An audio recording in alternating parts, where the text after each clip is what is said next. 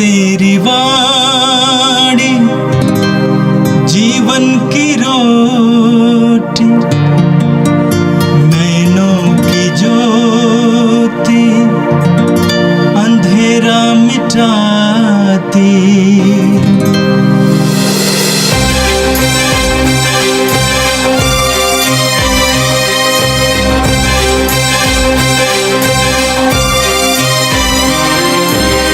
प्रभु तेरी वाणी जीवन की रोटी, नैनों की ज्योति अंधेरा मिटाती।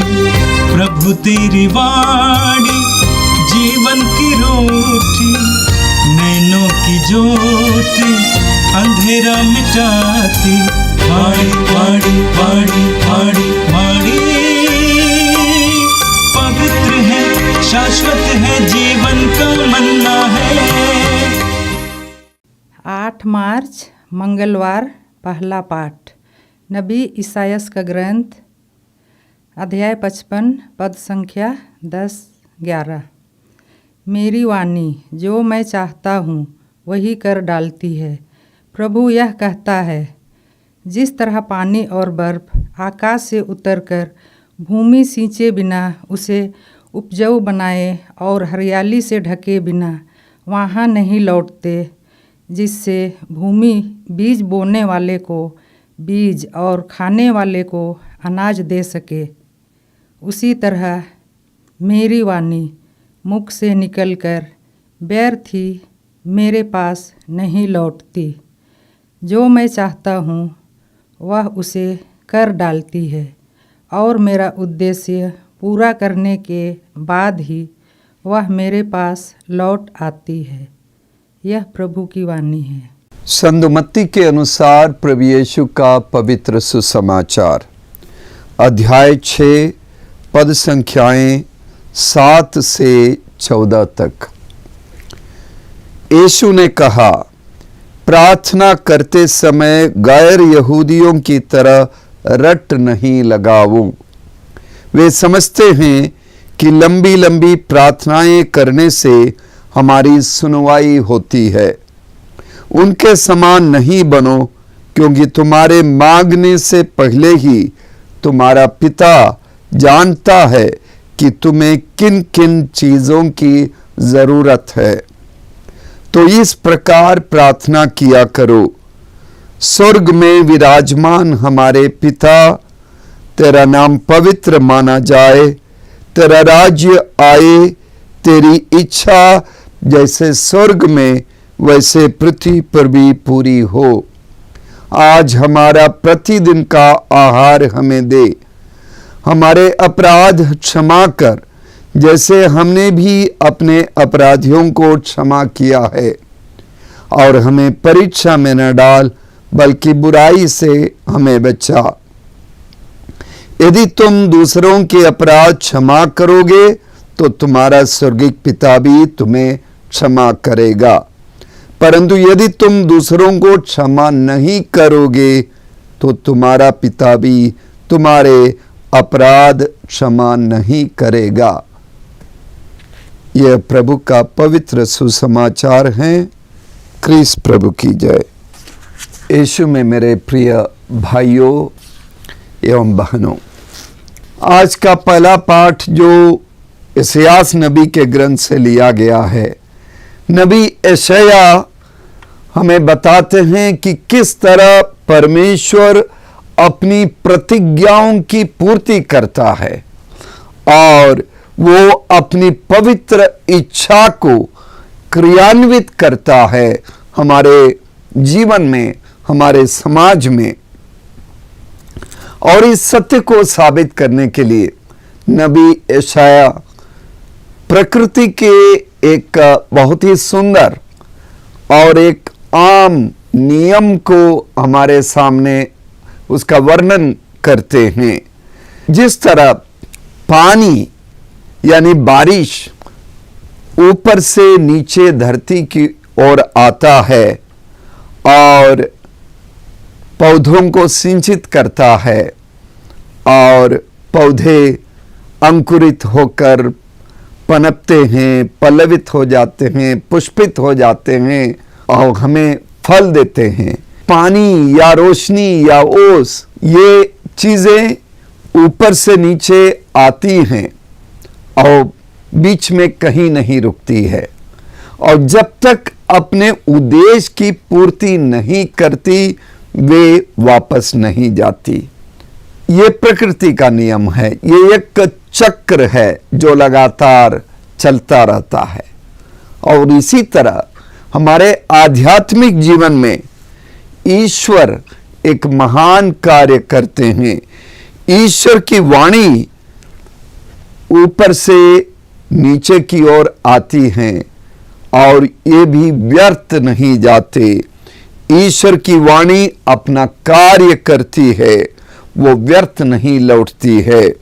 ईश्वर की वाणी अद्भुत कार्य करती है, हमारे अंदरत्व में वो प्रवेश करती है और हमें बदल देती है, हमें परिवर्तित करती है और हमें से हरेक को और हमारे समाज को, हमारी इस दुनिया को ईश्वर की वाणी परिवर्तित करती है। हमारी प्रार्थना द्वारा ईश्वर के पास ये वापस लौटती भी है।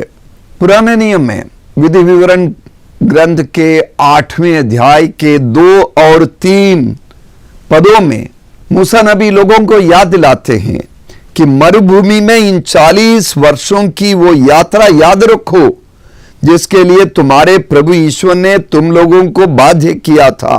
उसने तुम्हें त्रस्त किया, भूखा रखा और फिर तुम्हें मन्ना भी खिलाया जिसे न तुम जानते थे और न तुम्हारे पूर्वज ही। उसने तुमको यह समझाना चाहा कि मनुष्य रोटी से ही नहीं जीता, वो ईश्वर के मुख से निकलने वाले हरेक शब्द से जीता है। जब यीशु के जीवन में शैतान ने उन्हें प्रलोभन दिया पत्थरों को अपने चमत्कार से रोटी बनाने का प्रलोभन, तब यीशु ने शैतान को भी इसी वचन का उदाहरण देते हुए कहा कि मनुष्य रोटी से ही नहीं जीता है, वो ईश्वर के मुख से निकलने वाले हर एक शब्द से जीता है। तो मनुष्य के अंदर ऊपर से उतरने वाली ईश्वर की वाणी करामात करती है, परिवर्तन लाती है। यही बात राजाओं के पहले ग्रंथ के 8वें अध्याय के 56 पद पर लिखा है। उसने अपने सेवक मूसा द्वारा जो प्रतिज्ञाएं की थी उनमें एक भी अपूर्ण नहीं थी। कोई भी ईश्वर की वाणी व्यर्थ नहीं जाती है। यशायाह नबी के ग्रंथ के 40वें अध्याय के 8वें पद पर लिखा है, घास सूख जाती है और फूल मुरझाता है, लेकिन हमारे ईश्वर का वचन सदा सर्वदा बना रहता है। तो ईश्वर का वचन हमारे जीवन में परिवर्तन लाता है, अभूतपूर्व परिवर्तन लाता है। उस पर हम विश्वास करें, ईश्वर की सारी प्रतिज्ञाएं वो पूरा करता है। आज के सुसमाचार जिसे पर्वत प्रवचन का हिस्सा हम मानते हैं, वो मत्ती के सुसमाचार के 6वें अध्याय से लिया गया है, जहां यीशु वो सुंदर प्रार्थना, हे हमारे पिता प्रार्थना हमें सिखाते हैं। इस प्रार्थना को सिखाने के पहले यीशु हमें एक चेतावनी भी देते हैं कि गैर यहूदियों की तरह रट नहीं लगाओ। गैर यहूदी अपनी प्रार्थना में बहुत सारे श्लोक और लंबी लंबी प्रार्थनाएं करते हैं, उस तरह की प्रार्थनाएं जिन्हें लोग समझते नहीं है, जो केवल उनके दिल से नहीं आते लेकिन उनके याद से आती हैं। उस तरह की प्रार्थनाएं ईश्वर को प्रिय नहीं हैं। उसके बदले यीशु चाहते हैं कि हम अपने दिल की गहराई से प्रार्थना करें, हमारे अंतरतल से ईश्वर के प्रति हमारे प्रार्थनाएं उठे। प्रार्थना अपनी ज़रूरतों की एक फहरिस्त नहीं है, कोई सूची नहीं है। जिस तरह हम लोग अपने निवेदन को हमारे जिला कलेक्टर को या मंत्री के सामने या किसी अधिकारी के सामने निवेदन के रूप में देते हैं, प्रार्थना ईश्वर के सामने निवेदनों की सूची देने का कार्य नहीं है, लेकिन प्रार्थना हमारे जीवन को बदलने वाली एक चीज़ है। हे हमारे पिता प्रार्थना के द्वारा यीशु हमें इसी बात की शिक्षा देते हैं और वो कहते हैं कि तुम्हारे मांगने से पहले ही तुम्हारा पिता जानता है कि तुम्हें किन किन चीजों की जरूरत है। पिता जानते हैं, इसलिए उन्हें सूची देने की जरूरत नहीं है। हे हमारे पिता, ये एक प्रार्थना से बढ़कर ये एक जीवन शैली है। 7 बातें यानी 7 तरह के निवेदन इनमें हैं।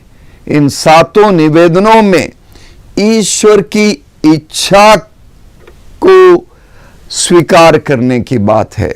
हम एक एक इच्छा को जाने, ईश्वर की इच्छा को जाने और उस अनुसार हम अपना जीवन बिताए। सबसे पहला है तेरा नाम पवित्र किया जाए, यानी ईश्वर की महिमा हो। हमारा ध्यान अपने ऊपर नहीं, परमेश्वर के प्रति हम अपना ध्यान केंद्रित करें और परमेश्वर की महिमा के लिए परमेश्वर की स्तुति हो, परमेश्वर का नाम बढ़ जाए, उनका प्रचार प्रसार हो, लोग परमेश्वर को जाने, इसके लिए कार्य करे। दूसरा है तेरा राज्य आवे। हमारा राज्य नहीं, हमारा साम्राज्य नहीं, हमारा महत्व नहीं, सारा महत्व, सारा श्रेय परमेश्वर को दिया जाए और तेरी इच्छा पूरी होवे। जैसे स्वर्ग में है वैसे स्वर्ग में जिस तरह ईश्वर हमारे लिए सोचते हैं, हमारे लिए उनकी एक योजना है, वो इच्छा पूरी हो जाए। हमारी व्यक्तिगत इच्छाएं नहीं, हमारे अपने अभिप्राय पूरा ना हो, परमेश्वर की इच्छा पूरी हो जाए। और आगे हैं हमारा प्रतिदिन का आहार आज हमें दे। ये मात्र भोजन के लिए हमारा एक निवेदन नहीं है, उसके साथ एक शर्त लागू है, हमारा प्रतिदिन का आहार। यानी ये लोभ और लालच के खिलाफ एक सोच की शैली प्रभु यीशु हमें इसके माध्यम से दे रहे हैं कि हम लोभ ना रखें।